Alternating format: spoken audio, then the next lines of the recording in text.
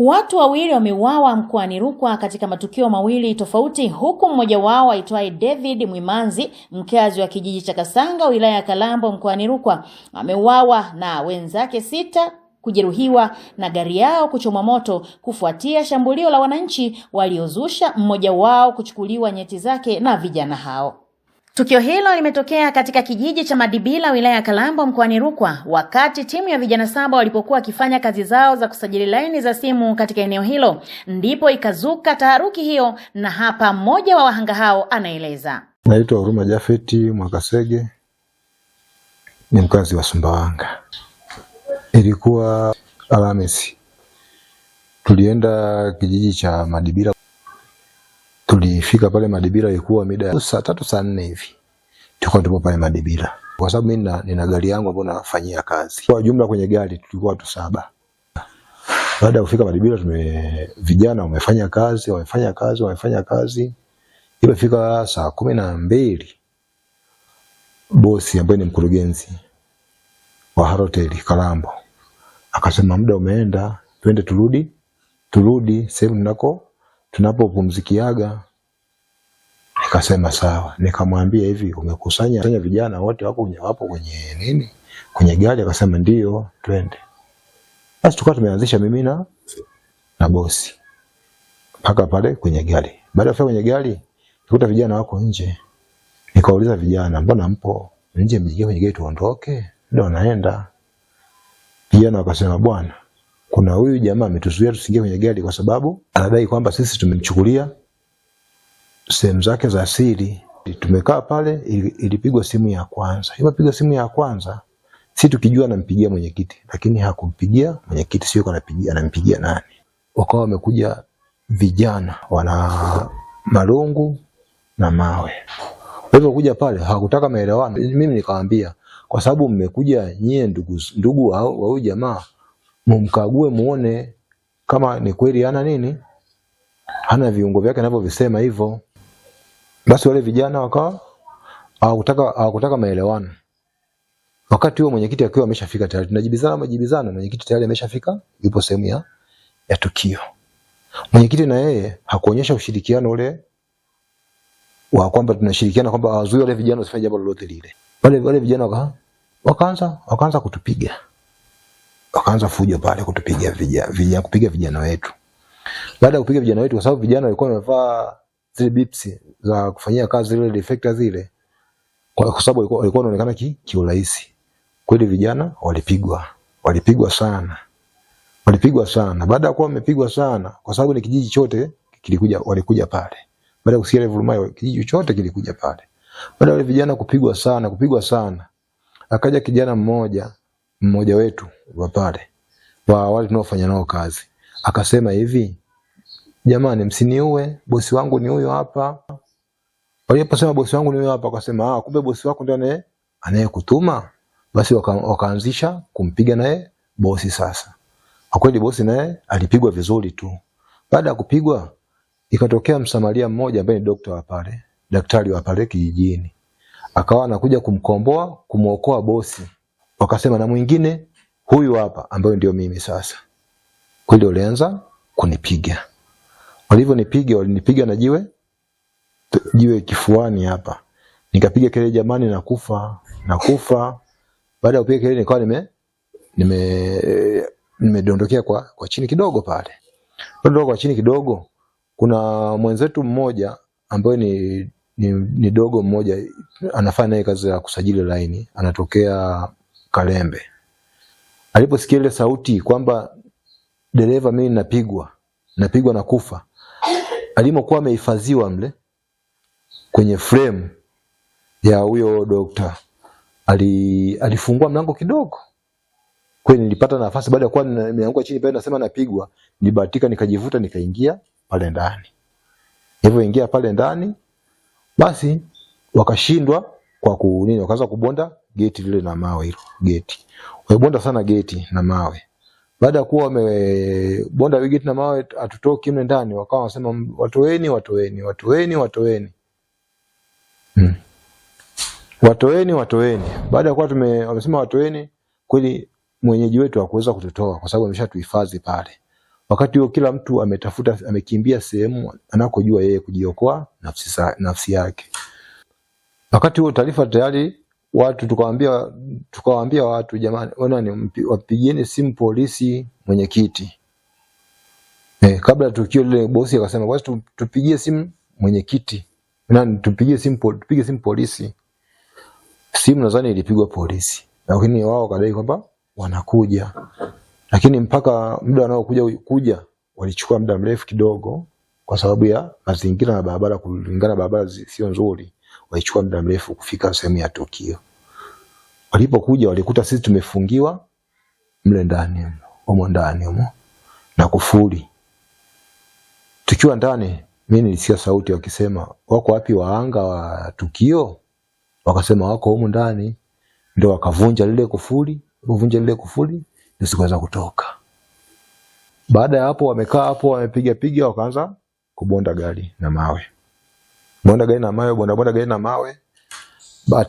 Baadaye nikaona gari wamechoma gari.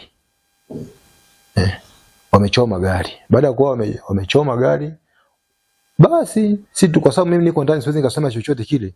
Kama tu gari nikawa nachungulia tu kwenye shimo na kuta gari inaungua. Mimi nimetulia huko ndani nitasema nini sasa, gari inaungua, inaungua.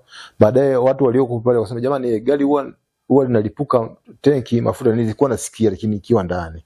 Tokeni kwenye gari itawalipukia. Kweli sio muda mrefu tanki lilipuka. Mafuta yakasambaa pale, gari kashika moto yote. Kwa basi ndio gari imeisha kwa njia hiyo. Baada ya kuwa wametufungulia pale, askari wale wakasema basi wenzenu wako wapi? Tukasema kwa kweli hatuwezi kujua wenzetu wako wapi, kwa sababu kila mtu alikuwa anajiokoa kivyake. Mlikuwa ngapi? Tulikuwa jumla wote tulikuwa 7. Hapa mko ngapi? Tukasema hapa tuliopatikana hapa kwenye tukio hapa tuliopo tupo 3. Tukiwa mimi dereva, tukiwa na huyo freelancer mmoja na manager mwenyewe. Ndio tuliokuepo eneo lile pale. Kwa wengine wako wapi? Tukasema kweli hatujui. Labda tusaidiane kuwatafuta. Tulitoka baadhi ya viongozi wa kijiji kama 2 watatu, tukawaomba askari kwamba tuwatafute wenzetu kwa sababu walikimbilia wengine shuleni kule na wapi. Kweli mimi tulitoka na mimi mwenyewe nikiwepo. Nilitoka moja kwa moja kwenda kumtafuta wenzetu kwa sababu ninawafahamu kwa majina. Nilianza kuita kule wakati tunatembea tunatafuta kule madarasani. Naita Moze, labda Devi, Moze, kwa sababu ndio waliokuwa walisema wamepandisha juu shuleni kule. Kwa hiyo tukaita tukatafuta tukashindwa. Baada ya kushindwa tukarudi tukasema jamani, tujafani tujawaona. Wakati tunaenda kuwatafuta wale watu, walinipa simu wale wenye wana kijiji. Wakasema hivi, simu hii tumeiokota, huenda ikawa ni yao wenzenu mliokuwa nao. Walinipa simu ambayo ipo ndani huko nimeiweka. Nilibaini simu hiyo kwa sababu simu ni ya marehemu, kwa sababu baada ya kuiwasha hapa ni picha ni ya yule marehemu, lakini hatukujua kama amekufa. Ila simu wakati walinipa mimi sikujua kama amekufa. Ila walinipa tu simu yake, wakasema hii simu tumeiokota huko, kaa nayo kwa sababu ni dereva, kaa nayo hii simu. Nilichukua simu ile nikakaa nayo nikaweka mfukoni, basi tukaendelea kutafuta. Baadaye askari wakasema basi kwa sababu nyie kidogo mna maumivu basi mkimbizwe hospitali wakawacheki zaidi, kwa sababu mnalalamika vifua na sehemu nyingine mbalimbali za mwili, basi mkimbizwe hospitali. Kwa hiyo tulipakiwa kwenye gari ya ofisi ya hoteli, tukakimbizwa hospitali. Tulifika hospitali, basi hospitali walitupokea, wakatuchoma sindano za maumivu, wakatuambia tukija kesho mje mpige x-ray, mrudi tu nyumbani mpige x-ray. Kama mnaweza kuvumilia usiku wote mkae hapa, sawa. Kama mnaweza mkaenda kupumzika nyumbani, sawa. Ila asubuhi saa 2 nataka mje mfike hapa mpige x-ray, basi tuangalie kama mmeathirika au mjaathirika. Kwa upande wake, kamanda wa jeshi la polisi mkoa wa Rukwa SACP Masija Shadrack M amethibitisha tukio hilo, huku akitolea taarifa ya mauaji ya mtu mwingine mkazi wa kata Majengo mjini Sumbawanga mkoani hapa. Tumekamata watuhumiwa 29 kwa tuhuma za mauaji na chanzo ni uzushi wa kuibiwa nyeti ni kwamba jeshi la polisi mkoa wa Rukwa tunawashikilia watu 29 kufuatia tukio la mauaji ambalo limetokea kijiji cha Madibira, wilaya Kalambo, mkoa wetu wa Rukwa. Tukio hili limetokea tarehe 20 mwezi Agosti 2026 majira ya saa 12:45 jioni, ambapo vijana 7 wa kampuni ya simu ya Halotel walifika katika kijiji hicho kwa ajili ya kutoa huduma za kusajili laini za simu. Vijana hao wakati wakiendelea na shughuli zao, kulitokea taharuki baada ya mwananchi mmoja anayeitwa Mpaji Simkanji kudai kuwa ameibiwa nyeti zake. Baadhi ya wananchi walianzisha vurugu na kuwashambulia vijana hao kwa kutumia mawe, fimbo pamoja na silaha zingine za jadi. Kwamba alizusha kwamba ameibiwa nyeti zake. Ni kweli tumemkamata, lakini baada ya kumchunguza tumekuta nyeti zake zipo. Kufuatia tukio hilo, kijana mmoja anaitwa David Amos Mwimanzi, miaka 22, mkazi wa kijiji cha Kasanga, wilaya hiyo ya Kalambo, aliuawa. Lakini vijana wengine 6 waliweza kujeruhiwa maeneo mbalimbali ya miili yao. Katika tukio hilo pia wananchi walichoma gari moto. Gari hilo ni lenye namba za usajili T157 DQP aina ya Nissan, na ndilo waliokuwa wametumia wale vijana kwa ajili ya kusafiria kutoka Kalambo mpaka kwenye hicho kijiji cha Madibira.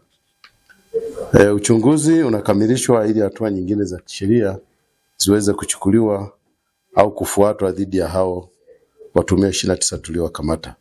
Kufuatia tukio hili, jeshi la polisi tunatoa wito kwamba baadhi ya wananchi wanaochukua wenye tabia za kujichukulia sheria mkononi, lakini wenye imani hizi za kishirikina waziache, kwa sababu zinaleta madhara kwa jamii na hazina sababu zozote za msingi. Kama nilivyowaambia, kuna matukio mawili. Jingine ni kwamba jeshi la polisi mkoa wa Rukwa linapenda kutoa taarifa za watu wawili waliofikishwa mahakamani kwa tuhuma za mauaji ya bwana mmoja anaitwa Ferdinand Kefa Msakuzi mwenye miaka 50, mkazi wa Majengo hapa Sumbawanga. Watuhumiwa waliofikishwa mahakamani ni Michael John Bubinza ambaye aliwahi kuwa askari wa jeshi la polisi mkoa wa Rukwa, pamoja na Cyprian Manyo Pasco, dereva wa bodaboda, na wote hawa ni wakazi wa hapa Sumbawanga. Tukio la mauaji limegundulika tarehe 28 Julai 2026 majira ya saa 6 mchana katika kijiji cha Kisumba, wilaya Sumbawanga, ambapo mwili wa marehemu ulikutwa umetupwa vichakani. Baada ya uchunguzi muhimu wa awali kukamilika tarehe 19 Agosti 2026, watuhumiwa hao wawili walifikishwa mahakamani katika mahakama ya wilaya Sumbawanga na kusomewa shtaka la mauaji. Jeshi la polisi tunaendelea kutoa wito kwa wananchi waendelee kutoa ushirikiano kwa jeshi la polisi kwa kutoa taarifa zinazoweza kusaidia kubaini, kuzuia na kutanzua uhalifu ili hatua za haraka ziweze kuchukuliwa, kwani hakuna mtu aliye juu ya sheria. Nikiripoti kutoka hapa mjini Sumbawanga mkoani Rukwa, Vumilia Mwanyangala, Baraka TV.